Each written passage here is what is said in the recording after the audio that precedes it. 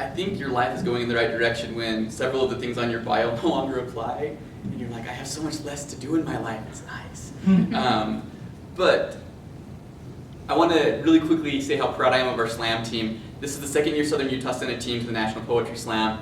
The first year, we thoroughly got our asses kicked, but it was in a very interesting way. It's in the way that, like, if you were to get mugged, and as the mugger is beating the crap out of you, you were like, wow, he's doing a really good job. Like, there was perfect form on that right hook. We went up against like teams from like the Beltway Slam from DC and New Eurekan from New York. These are all poets that like are BuzzFeed hits and are on Huffington Post all the time, and we were thrilled to get our butts kicked by them. But this year we did much better. We improved 12 spots. We took second in our first bout. It was a great experience. So I'm really proud of our team and what we did. I'm going to do 2 poems and a short essay for you. When you write long enough and have enough people read your stuff, whether it's through publishing or performance or group workshop, you start to hear some of the same things over and over.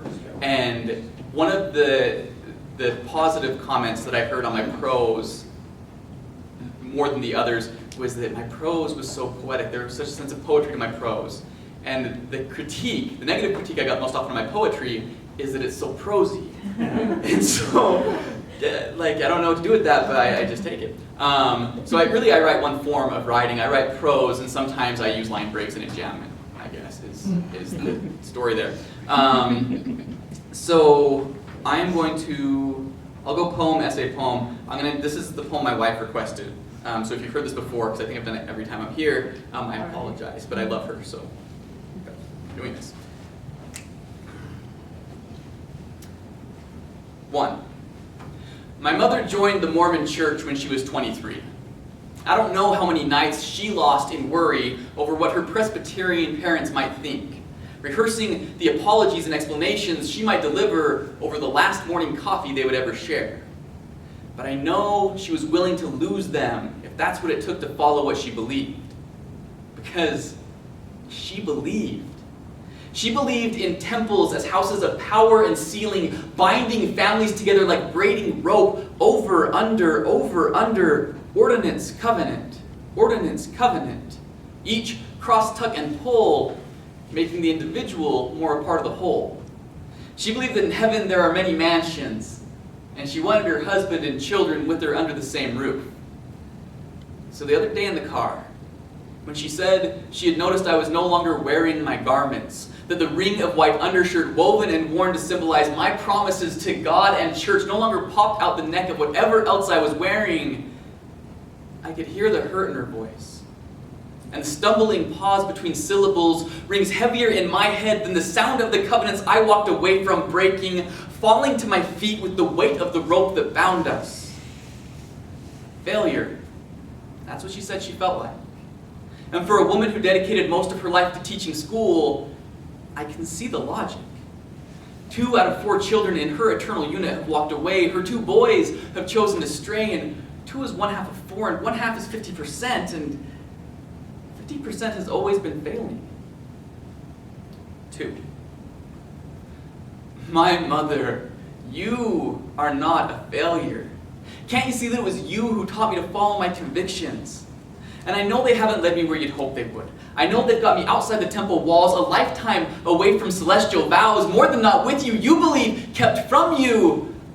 But Mother, I need you to know that whatever's waiting for me on the other side, be it halos and choirs or brimstone and fire, I will stand in the shadow of whichever god or gods are waiting there, ready to pass their just judgment. I will stand there like I imagine you did. The day you had to tell my grandfather, proud Presbyterian holding his ground in the land of Mormons, that you were joining the very people he had used to define himself against. I will stand there sure, unafraid, and holy.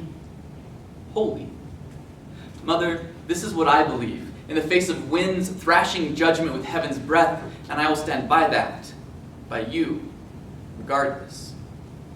So instead of waiting for the prodigal's return to start the feast, go ahead, stoke the coals, prepare the fattest of the flock, and know that thanks to you, I will never be lost.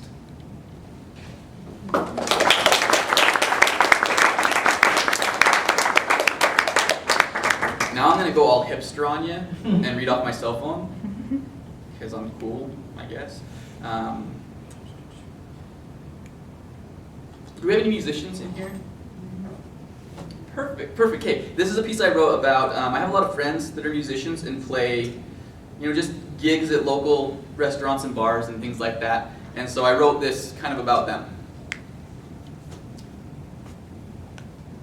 It could be any restaurant, a sports bar, cafe, or diner. A family sits at a high table. The mother leans in to whisper instructions on proper behavior to her 4-year-old. Completely removed, the teenagers skirt their thumb over their smartphones, ignoring the father who describes what he thinks everyone should order. Within earshot, 2 20-something dreamers hold hands in a corner booth. They don't even realize the server has arrived. At the bar, 4 friends watch a flat screen and silently play a Yankees game. The singer-songwriter sits on a stool, tucked in a back corner somewhere, or, if they're lucky, a small stage for live entertainment.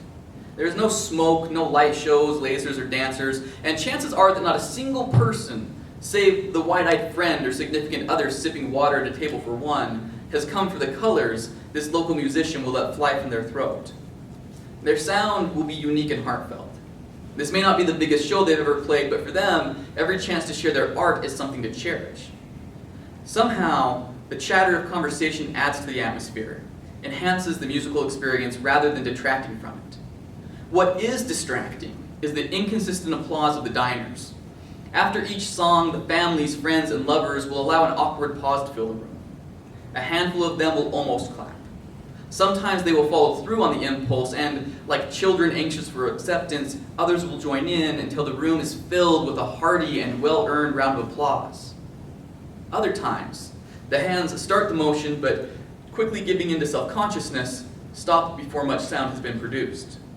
Here, there is a palatable moment where you can feel the artist's heart drop with the disappearance of potential applause. Here, there is no connection between artist and audience, and the musician is left, as Annie Dillard says, holding one half of a love.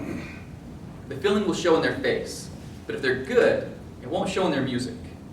There's a certain kind of courage, a certain sense of amateur professionalism in reaching out to an audience as if you had their rapt attention, when in reality, you are the background music to their conversations, their meals, their evening. Sitting outside a local coffee shop enjoying a mild morning, a spectacularly talented young songwriter told me, from the spectator standpoint, it's really comforting to be in the presence of a musician. It's like being in the presence of a holy person, like they're performing a sacred rite right there in front of you and including you in it. Problem with reading off your phone is when somebody calls you. And including you in it. And even though you may not talk to them or know anything about the person, their work becomes a part of you. And that, perhaps, is the skill, the gift provided by a local singer-songwriter.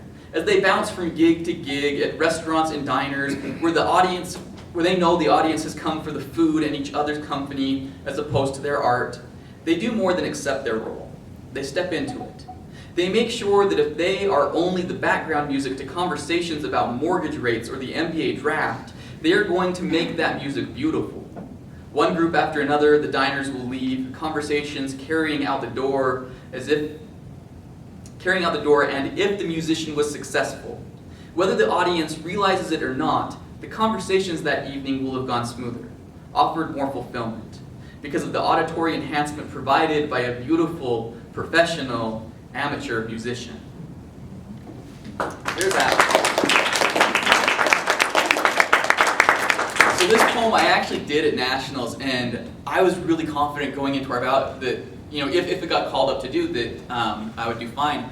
And then we did it one more time, like in run through, and my coach was just like, I don't know. She's like, I don't know if this audience will react to that poem the right way, and your choreography, I don't know. And so she's like, do it again, but don't move anything. And so I stood there and she's like, oh, that's better than this. That's much better. So we added a line, and I stood like this the whole time, and it did really well. So evidently my coach knew what the hell she was doing. So I'm going to do it with the extra line, even though I hate the extra line. I'm going to do it the way I did it there. Will you tell us which one it is? It's the very first line. So this is the quick story behind why she wanted to add the line. There is at Nationals little like fake newspaper that they put out called the Tattler.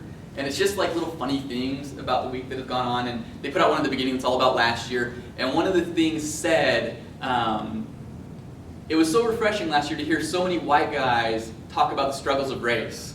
And she was like, because my poem was about race, and she was like, oh dude, no, like you cannot do that now after people have just read that line. And so we added this line to kind of clarify what I'm doing with this poem. I don't think it needed the clarification, but okay. An open letter to all my white, straight, male friends who struggle understanding the word privilege. Privilege. Noun.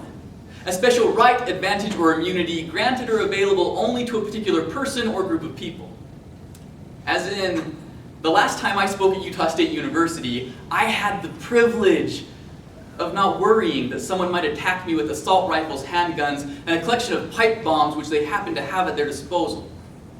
I have the privilege of living in a society that isn't pockmarked with loopholes legalizing prejudice against me, where I can run from the cops, play my music loud, and eat Skittles without the fear of being fatally shot. I have the privilege of society accepting my sexuality and gender without question, of never having to hear my parents identify me as anything other than what I am, of not having to fear that my father might stab me to death because I'm trying to become more comfortable in my own skin. Privilege, it might be a noun, but despite popular sentiment, it is not something I can own. No matter how hard I try, I will never be fully capable of understanding the struggles the color of my skin and my possession of a penis exempt me from. And if I ever say that I can or do, it's just a cover story for throwing in the towel, because their pain is too uncomfortable for me to think about. Thank God, privilege isn't just a noun. Privilege, verb, to grant a privilege or privileges to.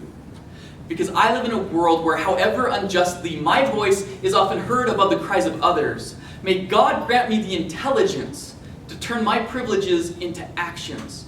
To work toward a world where women like Anita Sarkeesian can speak their mind without a shitstorm of death threats. Where names like Walter Scott, Jordan Davis, and Trayvon Martin are attached to their accomplishments, not obituaries. A world where the life stories of Layla Alcorn and Bree Golick don't end in tragedy, but go on in a beautiful exploration of self. I'm blessed that I can do all of this while avoiding some fucked up savior complex, because they don't need my white male greatness to help lift them up. What we all need is for everyone to tear this system down. Yeah. Woo!